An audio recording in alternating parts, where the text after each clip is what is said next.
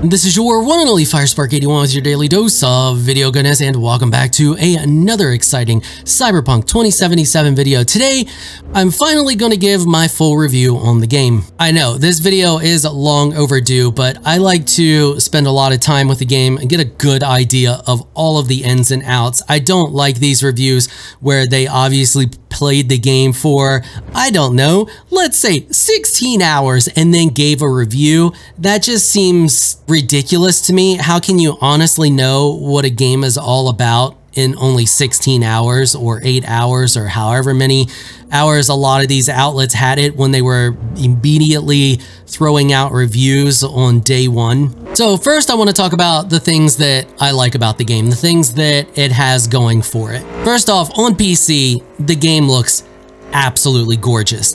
Even on lower spec PCs where the settings need to be turned down, the game still looks absolutely phenomenal. Now, I specified PCs there because it's a totally different story on consoles, and I'm not really going to talk more about it other than that little bit right there because I don't own a console. I didn't buy it on console, so I don't have a lot to say about it on consoles.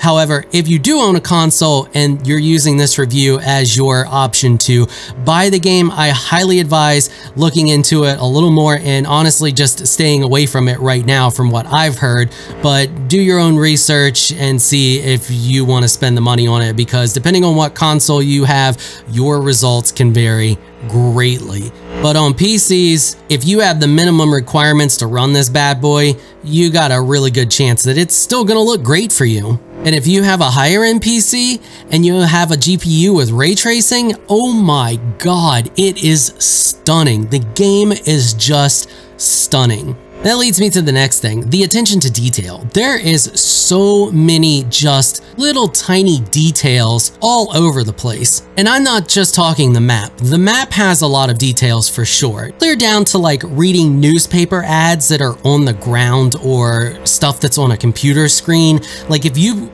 right click, if you hold down your right click and you zoom in with no weapon in your hand, you can zoom in at any time. You can read a lot of the text. There's actual news articles on some of the newspapers. Now, not all of them, but some of them are actually legible and you can actually read a news article on paper that's on the ground or stuff that's on a computer screen. The amount of detail on this map is just astounding. The time that they took to craft it, I feel like 90% of the time that it took to make this game was them detailing this map.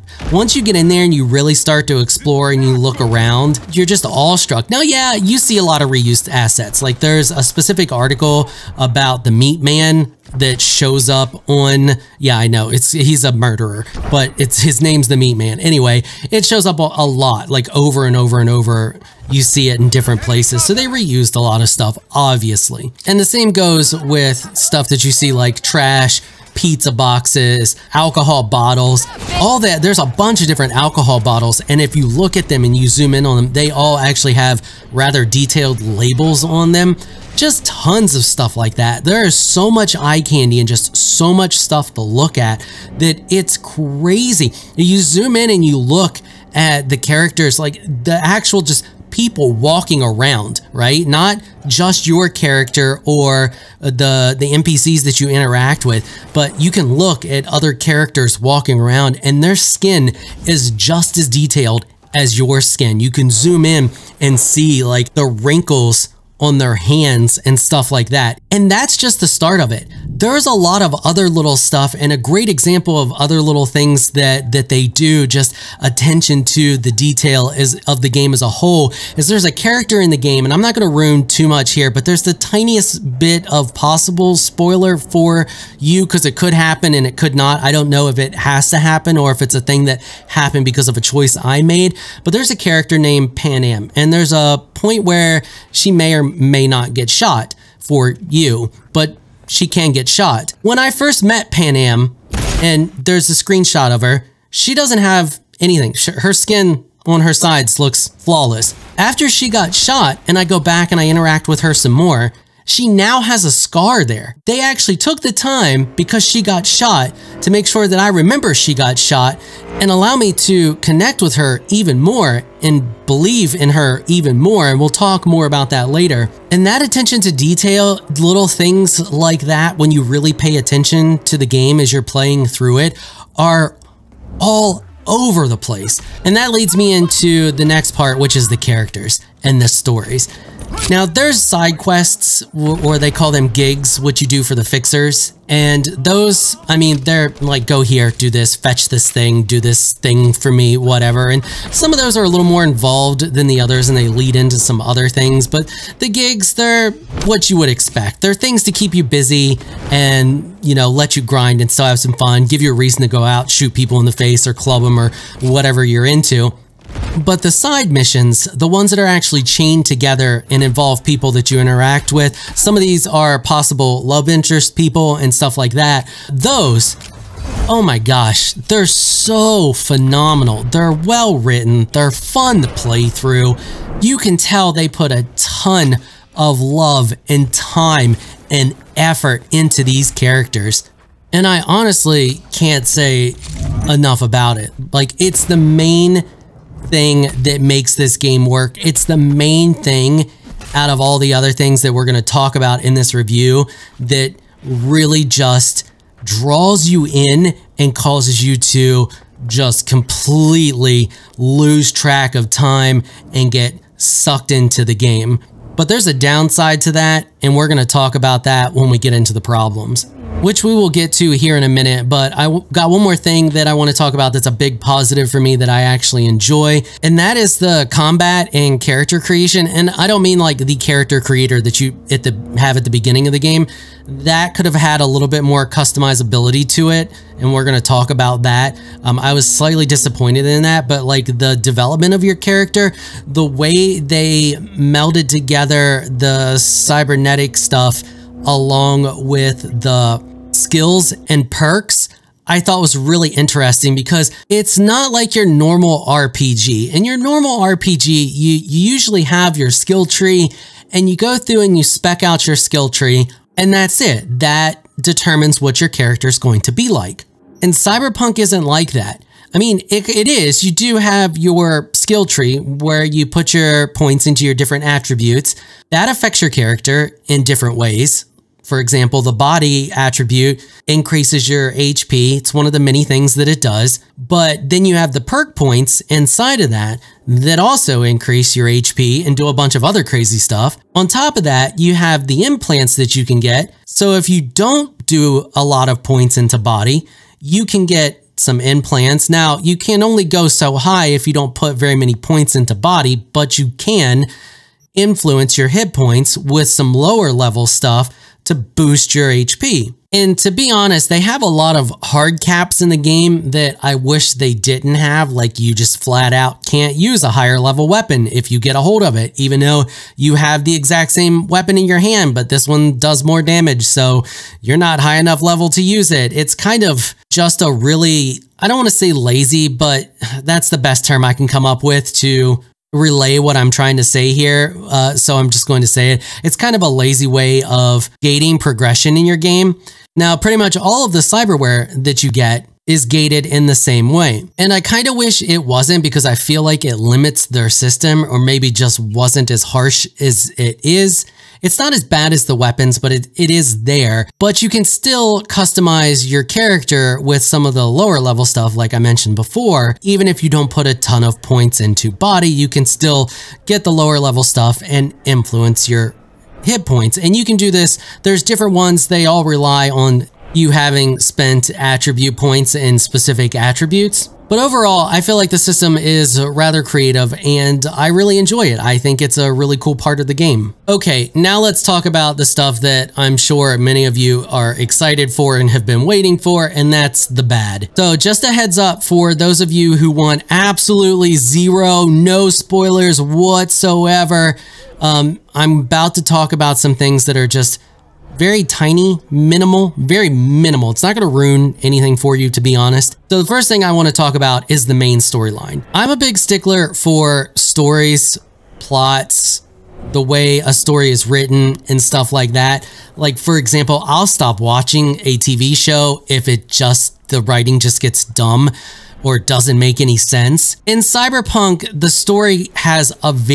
main story has a very strong sense of urgency. But then they want you to go around and waste time exploring the world.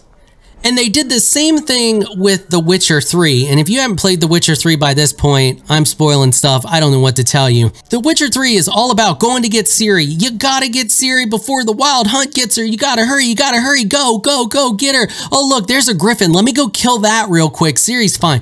She's fine. She'll be all right. She'll be fine. I'm not worried. I'm gonna go kill this griffin, but the Wild Hunt's chasing her. But I'm gonna go kill this griffin over here because, you know, it's what I do.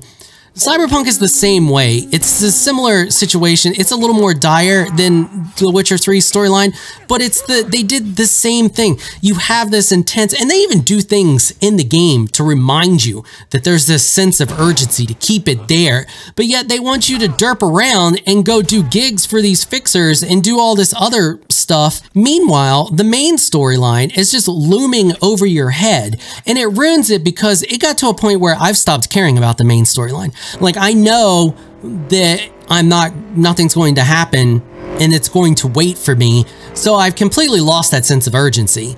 And it kind of ruins the main storyline a little bit. And I don't care because what they really want me to do is spend time in their game and not worry about how much time I'm spending doing other stuff. And I don't know why they wrote it like that. They could have made just a couple little changes to remove that sense of urgency and instead create a looming threat. A big bad that you have to conquer, something a lot of games do. You know, it's not the end of the world today, it's not the end of the world tomorrow, but you know, you got time, you got this big bad, it's doing things, and you get to it soon. But that's not how this story, well, the main story unfolds, and it just kind of ruined it for me. The next one is the AI, and this one, I'm going to talk about the AI and bugs at the same time because they kind of go hand in hand. There's a lot of little bugs here and there. Tiny little things that happen, nothing too game-breaking. I've only run into maybe 6 game-breaking bugs, and I've been playing this game for, I don't even know now. I lost track after 48 hours of gameplay time. It's been a while. I haven't looked. I haven't been paying attention. Honestly, I'm scared to look. Anyway, on PC, not that many game-breaking bugs. But there are an absolute buttload. And I mean, every freaking time you turn around, little tiny immersion breaking bugs. Let me just ramble off a few. I've had Johnny Silverhand have a floating cigarette. He's had multiple floating cigarettes where it just kind of got stuck in the air multiple times as he was moving his hand around. I've had people get up and T-pose in the middle of conversations. I've had people's lips stop moving in the middle of conversations. And don't even get me started on the not being able to pick up items. The item's there. I can see the item there. I should be able to pick up the item, but I can't pick up the item. It'll even highlight on the screen of the gun that I'm highlighting over, but won't let me pick up the item. And the list goes on and on and on. And it's really frustrating when you get into a story and they do all this stuff, write a beautiful story, do tons of attention. See, I told you we were going to talk about this again. Do tons of little attention to detail to make the story believable, to draw you in, to make you fall in love and care about the characters in the story.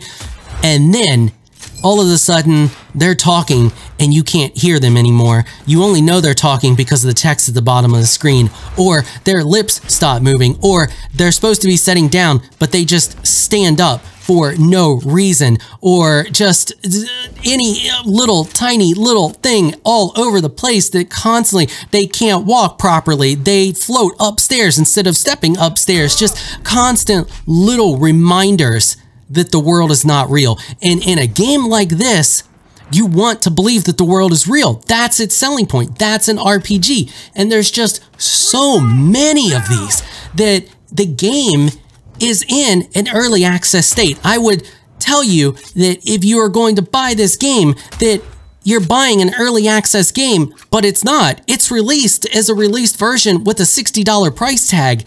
A $60 price tag with AI that will just stop fighting. An AI that trips and falls and ragdolls over top of bodies and just lays there for minutes so you can shoot it in the face. AI that just stops attacking. AI cops that just spawn around you, no matter where you're at, unless you're up in a specific spot, because you can get into spots where the AI cops can't even spawn. They don't even spawn anywhere on the map. You can literally get high enough on top of a building that it prevents the cops from ever spawning and go on an absolute mass killing spree and never suffer any consequences from it. You can just sit there and blow up cars continuously, shoot people left and right, and your cop thing is maxed out, telling you that you're a menace to society and that they're going to kill you on sight, but they never show up. They never do anything, even though normally they have drones that could fly up there and shoot you, but they don't even bother to spawn. It's terrible. It's absolutely terrible. It's immersion breaking and just so bad. If you run up on AI while it's crouched behind, now this doesn't always work if it's up and moving around. You can run up to it, it'll slap you. But if it's crouched behind cover and in cover mode, you can run up on top of it, shoot it in the head. It has no idea what to do. If you get too close to the AI when it's in cover mode, it completely breaks. And you can do that really easily. You can slow down time, move faster than it moves, run right up on it, and it has no idea what's going on. You can end the slowdown time. You can stand there till slowdown time ends, and it'll just continue to crouch behind cover, having no idea what the heck just happened or that you're even behind it. And it's all AI in the game. It's not just the AI that you fight. It's not just the cops. The pedestrians, they're just as bad. They do dumb stuff. You bump into too many people, like you go running down the street and they'll all scream and cower. You throw a grenade in the middle of traffic. They all get out of their car at the exact same time and perfect synchronicity and will cower down beside of their car. They won't get up and run or nothing. They just cower down beside of their car and don't move. You can yank pretty much anybody out of their car, Grand Theft Auto style, once you have the tiniest bit of points into body, like or tech, like you can steal any car if you have points into tech. Like they made it seem like it wasn't anything like Grand Theft Auto as far as like stealing cars. It's not. You can steal cars from pretty much anybody. You put like 4 points into body and you're good. You're golden. You can steal anybody's car, which just completely ruins the need to actually go spend time to buy a car. And that leads back to the customization as well. Like you can't even customize your cars that you do buy. So why bother to ever, because you can call one whenever you need it? Well, I'm sorry, there's traffic all over all the time. I can just steal a car anytime I need to steal a car. Not to mention, the game is just missing a ton of quality of life stuff that just should be there. And I actually made a video talking about all of this stuff. I mean, it's just the amount of things that are common sense to put in a game like this that they even made DLC for because people raged about it not being in The Witcher. Like they didn't bother to put it in this game. Like why wouldn't you just put it in one of those? Why wouldn't it be one of those things that you just put in right from the get-go? It just doesn't make any sense. And honestly, I could nitpick the crap out of the game, but I'm not going to. Now, am I not having fun? No, I've actually had a pretty good time playing the game. I do get sucked in for periods of time, even though there's terrible AI and constant little bugs here and there, and it breaks my immersion continuously. I have a tolerance for that, a pretty high tolerance for that stuff if I enjoy the game, and I do enjoy the gameplay. Like I like driving around, I like the mechanics of combat, so those things keep me going. But my advice to anyone who asks me, hey, Firespark, should I buy Cyberpunk 2077? Is no, not unless you are okay with paying a released AAA price for an early access game, because that is the state that this game is in. Now, does it have great stories? Yes. Does it have an interesting character building system? Yes. Is it enjoyable when it works?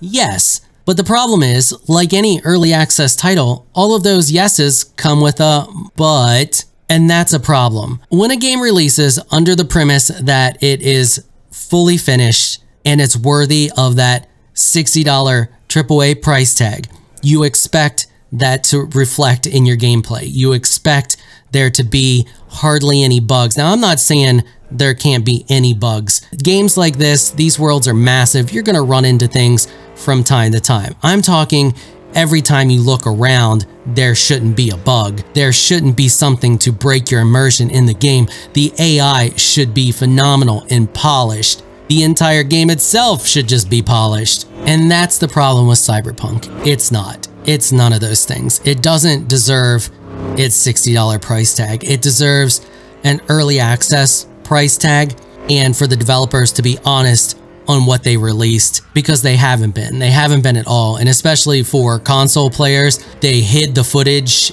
just so that they could sell games, and now they're having to give refunds. Their stock has plummeted because investors are getting scared by full rights too. They made people believe there were going to be a bunch of things in the game that weren't in the game, and they made not only players but also investors feel like this game was going to be groundbreaking, like it was going to set the trend for this genre. It was going to do something new, something crazy, something impressive. And it really hasn't done that. I mean, there are other games with great characters and great story building and great world building.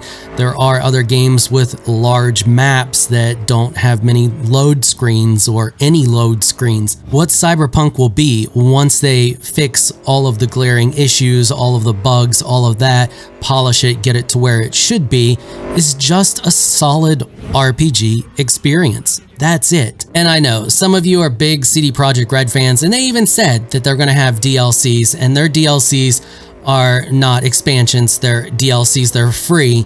They're going to have that stuff. They're going to fix all the console problems, but that's the problem. They shouldn't have to do that. They should have been honest up front, showed footage up front, sold the game is incomplete, not, oh, here's the finished game, now let me sell you a bunch of DLCs with the game to actually complete the game. So if you haven't bought the game yet and you're on the fence about buying it, my advice to you is just hold out. You're not missing, I mean, it's good, it's gonna be great, but that's the problem. It's going to be great. It's not great now.